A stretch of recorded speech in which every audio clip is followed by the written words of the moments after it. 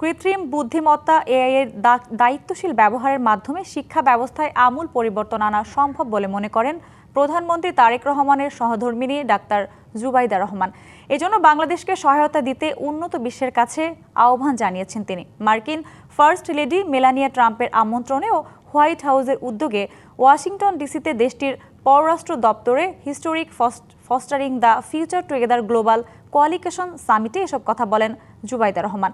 যুক্তরাষ্ট্রের রাজধানীতে আয়োজিত শীর্ষ এই সম্মেলনে দেয়া ভাষণে তিনি আরও বলেন, বিভিন্ন উদ্ভাবনী প্রযুক্তি ও স্বাস্থ্যসেবা শিশুদের দোরগোড়ায় পৌঁছে দিতে কাজ করছে বাংলাদেশের সরকার।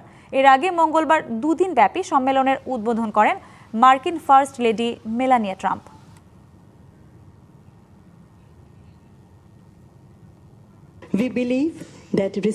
কৃত্রিম বুদ্ধিমত্তা এআই এর দায়িত্বশীল ব্যবহারের মাধ্যমে শিক্ষা ব্যবস্থায় আমূল পরিবর্তন আনা সম্ভব বলে মনে করছি। এজন্য উন্নয়নশীল দেশগুলোকে বাংলাদেশকে সহায়তার আহ্বান জানাচ্ছি। একই সাথে উদ্ভাবনী প্রযুক্তি ও স্বাস্থ্য সেবা শিশুদের দোরগোড়ায় পৌঁছে দিতে সরকার কাজ করছে।